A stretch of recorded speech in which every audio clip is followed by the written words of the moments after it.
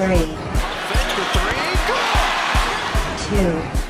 Now going for 2 for the tie. And some trickery. How about that play? 1. Relaxed and smiling.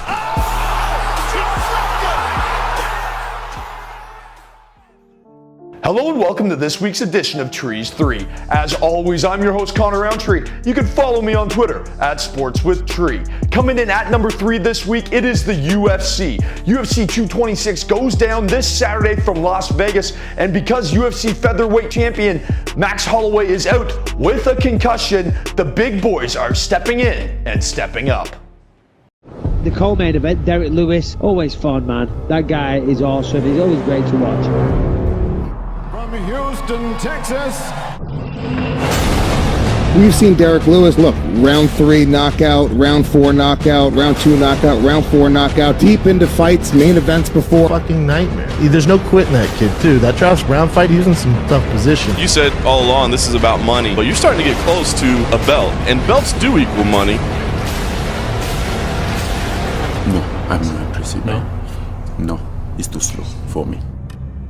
That Magumba, whatever his name is, Ungayo, let me tell you something. I don't even want him blowing out the candles at my birthday party. Next thing you know, the cake is all over the fucking place. You follow me? That's a tough motherfucker. But listen, the immigrant mentality is always there. You follow me? But that guy's just begun. 5 years ago, he didn't know shit. No, he's way better now than he was 2 fights ago. Francis Ngannou has the world record for the most powerful punch. That's how talented he is. That's how terrifying he is. Francis Ngannou. Who's that? You know, what happened when I connect? Let's get in there, put the leather on, and go. System twisted, but we here. Francis Ngannou! March against it till the Ngannou blasted Alistair Overeem into orbit. Born for this moment, I am ready. With 1 punch. Yeah, he hits hard and all that stuff like that, but now that dude's still gonna be more dangerous now. He's gonna fucking take that loss and come back man. a fucking machine. I'm not done yet. I'm just on my way. That's obviously the fight today. I'm a fighter. I'm come here to win. And I believe that I'm more well-rounded than he is. For this battle, I am held on the front lines. You don't see where I'm at. Pull the trigger, I ain't gun shy. Yeah, I'm about to let them know. I'm about to let it go. I'm about to hit them up. I'm about to hit them up. Go and hit them with the floor. Woo! This is war. This is war. He is the reigning defending UFC light heavyweight champion. He is the man who will be trying to cement his place once and for all as the greatest fighter in the history of this sport. He is the man who's going to be trying to become the heavyweight and light heavyweight champion. He is moving up to a division where he once was 13-0. DC goes, oh cool, hold my beer. Only moved down to 205, became the champion at 205. So, but DC, he's such a competitive guy. He doesn't take a step back and he just goes for it. Even in tough situation, he just eats it and comes back and do what he do always. I mean, he's an amazing fighter. It doesn't matter how big or how small you are. And now, with essentially 1 year left in his career, he's looking to make history as he goes up against the baddest man on the planet, Stipe Miocic, for the heavyweight title. Stipe is a very, very unusual character. When you're next to him, you're like, this guy's a big fuck. His asset is his mind, though. Think about Stipe, what we was able to do with Francis, and there's some shots that he got hit with in that fight that a lot of dudes would not have been able to take.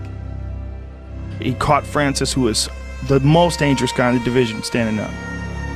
Because the light heavyweight champion Daniel Cormier is going to fight the heavyweight champion, UFC 226 in Las Vegas, Nevada. Champ versus champ, light heavyweight versus heavyweight champion.